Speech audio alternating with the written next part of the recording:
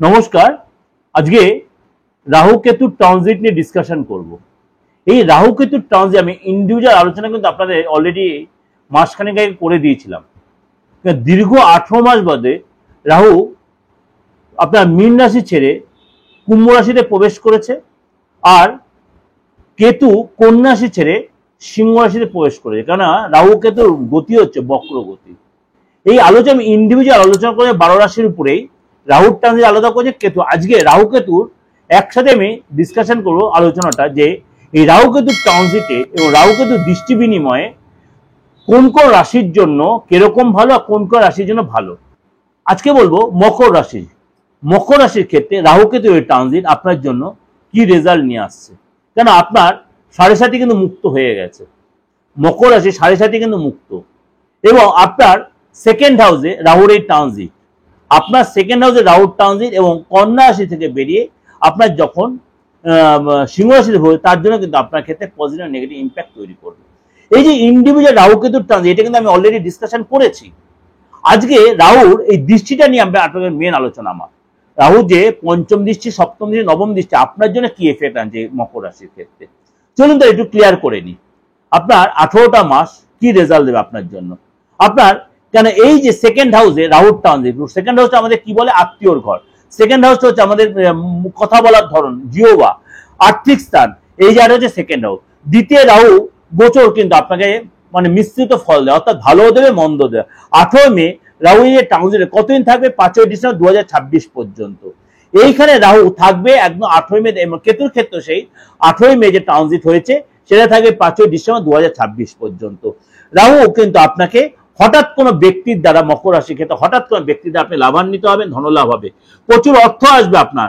আপনি যদি কোনো ইএমআই আটকে ছিল, আপনার লোন আপনি এগুলো আপনার চলছে, সেটা আপনার শোধ হয়ে যাবে। আপনার টেনশন অনেক কমে, আর্থিক জায়গাটা অনেকটা ডেভেলপ করবে আপনার, এবং যে অর্থ আপনার আটকে ছিল তা আপনি অনেকটাই ফেরত পাবেন।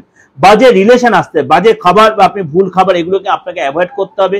মিথ্যে বলা, এগুলো অপ্রয়োজনে মিথ্যে বলার একটা আপনার টেন্ডেন্সি আছে, সেগুলো একদম অ্যাভয়েড করবেন। বাজে রিলেশনে জড়িয়ে পড়া, এগুলো কিন্তু আপনার হতে, বাজে বন্ধু জুটে যেতে পারে আপনার। এবং রাহুর এই যে 3 দৃষ্টি, পঞ্চম দৃষ্টি, সপ্তম দৃষ্টি, নবম দৃষ্টি, এই 3 দৃষ্টির মধ্যে কিন্তু আপনার বিচার, পঞ্চম দৃষ্টি আপনার ষষ্ঠ ভাবকে দেখবে। রাহুর এই যে পঞ্চম দৃষ্টি আপনার ষষ্ঠ ভাবকে দেখবে। আপনার কেরিয়ারের জায়গাটা দারুণ সুযোগ আসবে, নতুন চাকরি পেলেন, নতুন জব পাবেন, নতুন আপনার প্রজেক্ট পাবেন, নতুন কোনো প্রমোশন হবে, পদ প্রমোশন হবে, এবং আপনি সরকারি কাজে কোনো যুক্ত থাকেন, সেখানে সরকারি আপনার ডেভেলপ হবে, সরকারি যোজনা আপনার ডেভেলপ আসবে, আটকে থাকা কাজ আপনার উদ্ধার হবে। আপনার সপ্তম দৃষ্টি পড়ছে, আপনার মকর রাশির সপ্তম দৃষ্টি পড়ছে আপনার অষ্টম ভাবে, অর্থাৎ আপনার লাকি ড্র, জ্যাকপট এগুলো লাগবে, আপনার লটারি লাগবে, আপনি যে পৈতৃক সম্পত্তি নিয়ে ডিস্টার্ব আছে সেগুলো আপনার মিলে আর্থিক লাভ হবে। কোনো গুপ্ত রোগ যেগুলো ছিল সেগুলো আপনার হয়তো একটু বেড়ে যেতে পারে, শুধু আপনাকে অবশ্যই সেটা নেগলিজেন্স না করে ডাক্তার দেখাতে হবে।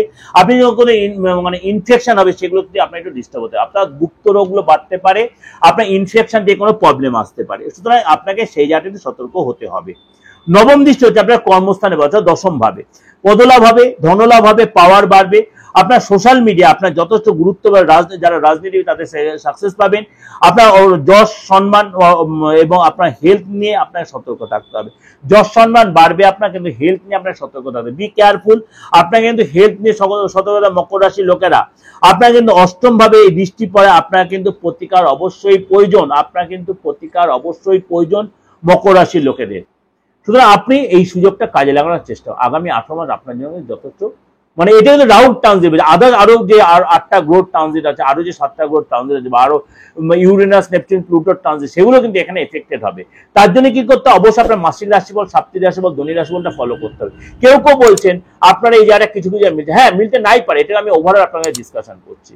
তার জন্য কি করতে, আপনার ব্যক্তিগত হরোস্কোপটা কাউকে আপনি ফলো করান, দেখান, আপনার হাতটা দেখান, আপনার ফেসটা রিড করেন, আপনার বাস্তুটা দেখান, আপনার বাস্তু জায়গা কোনো ডিস্টার্ব হয়ে আছে, সেটা অবশ্যই সেটা আপনি সার্চ করে আপনি দেখান, তাহলে সেখানে রেক্টিফিকেশন করুন, রেজাল্ট অবশ্যই আলবাদ পাবেন।